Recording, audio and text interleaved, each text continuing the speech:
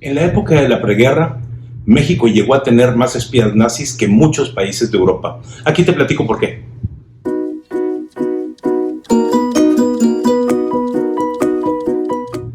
Documentos revelados por los Estados Unidos en la desclasificación de 1985 revelan que México era un país sumamente importante para Hitler en la época de la preguerra.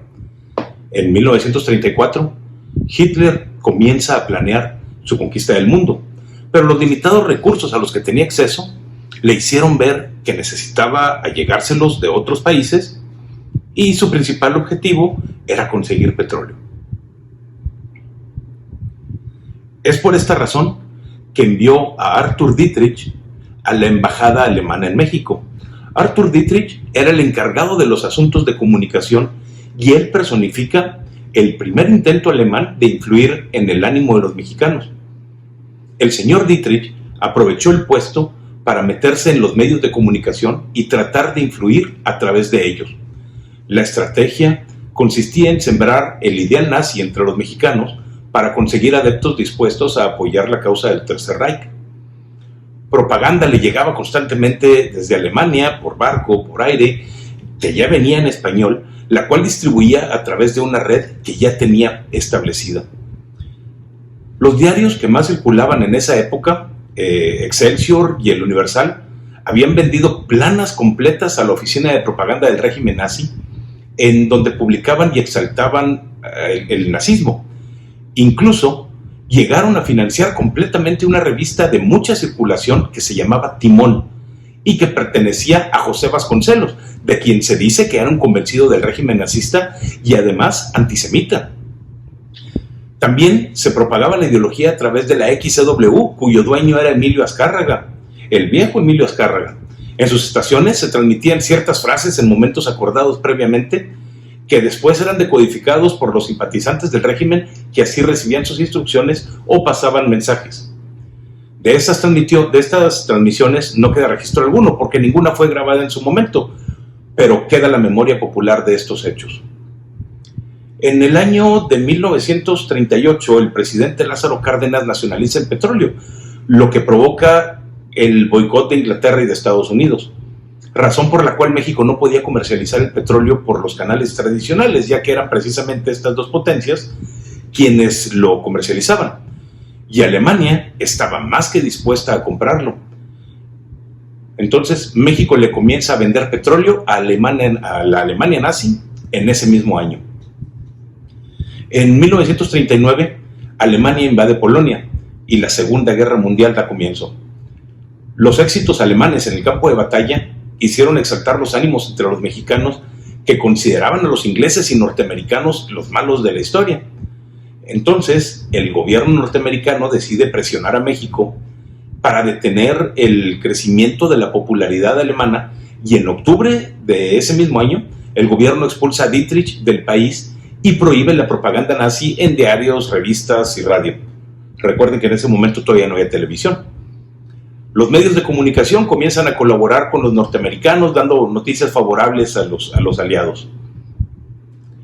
El presidente Roosevelt sabía que de entrar a la guerra iba a necesitar el petróleo mexicano, por lo que a través de un memorándum secreto presiona a Lázaro Cárdenas para que suspenda el envío de petróleo a Alemania, y se olvidan del boicot.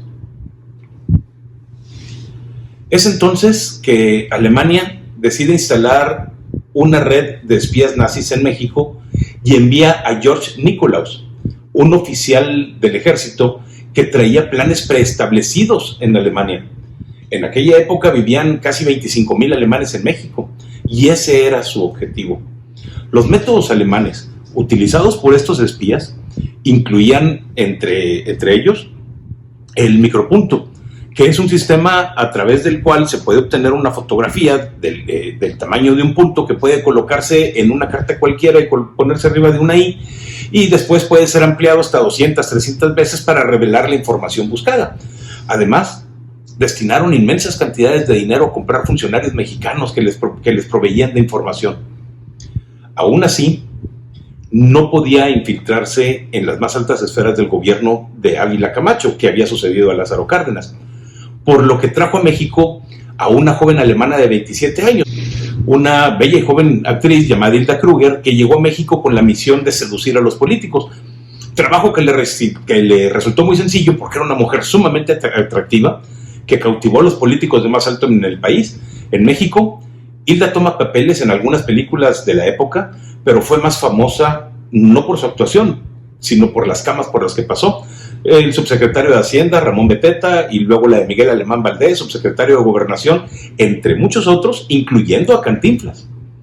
Fue por estas relaciones que los alemanes lograron obtener la información que generaba el gobierno mexicano y aprovecharon la relación para ingresar al menos a unos 300 agentes nazis que lograron conseguir materias primas como aluminio, petróleo, maquinaria y motores que se enviaban a Alemania a través de empresas fantasmas establecidas legalmente en Perú. En marzo de 1940, Nikolaus recibe el reporte de un buque inglés que estaba anclado en el puerto de Tampico, y su plan era utilizar bombas para hundirlo.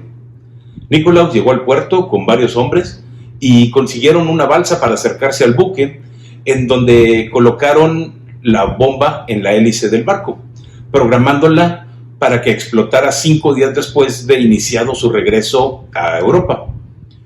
Pero el buque no fue hundido porque la bomba resultó ser muy pequeña y el buque continuó con sus labores de manera normal. En Monterrey, un grupo de espías nazis trabajaba también para Nikolaus. Este grupo estaba dirigido en la ciudad por Guido Otto Moebius, que es un ciudadano mexicano de ascendencia alemana. Moebius era dueño de una empresa muy grande en la época que tenía una antena de radio capaz de transmitir hasta Alemania y que utilizaban para establecer comunicación. También Otto Moebius organizaba la compra de otros minerales que eran necesarios para Alemania y Japón y que enviaban dentro de barriles de petróleo que trasladaban en barcos pesqueros a la isla del Socorro en el Pacífico, en donde eran recogidos por submarinos y llevados a su destino, para que Japón y Alemania pudieran aprovecharlos. Cuando Alemania invade Rusia, la operación en México de la red de espías nazis se vino abajo. Vicente Lombardo Toledano era un agente ruso de la época y su misión en México fue, a partir de ese momento, acabar con los servicios alemanes de inteligencia en México. Como ya los conocía porque anteriormente habían sido aliados, comienza a delatarlos y el gobierno mexicano empieza una cacería que terminaría por destruir la red de espías. El fin de George Nikolaus llegó en enero de 1942, cuando los Estados Unidos, ya entrados de lleno a la guerra por el ataque de Japón a Pearl Harbor, envió una lista de los agentes nazis más prominentes en México. Esta lista estaba encabezada por Hilda Kruger, Guido Otto Moebius y George Nikolaus. Nikolaus es detenido y enviado a Perote, Veracruz, desde donde fue extraditado a los Estados Unidos.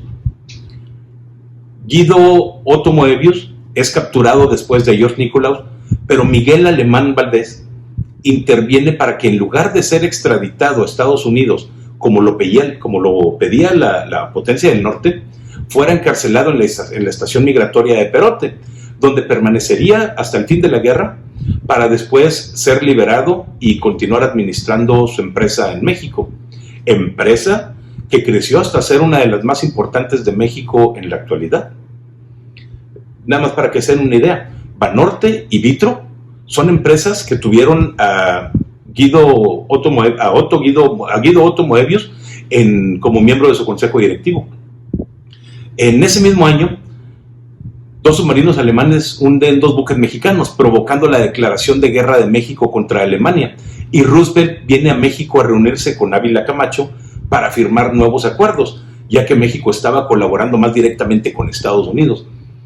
Una anécdota que ahora parecería simpática es que en la reunión que sostuvieron los presidentes en Monterrey, el traductor era el teniente coronel Roberto Trawitz Amezaga, quien era uno de los pocos agentes nazis que nunca fue descubierto.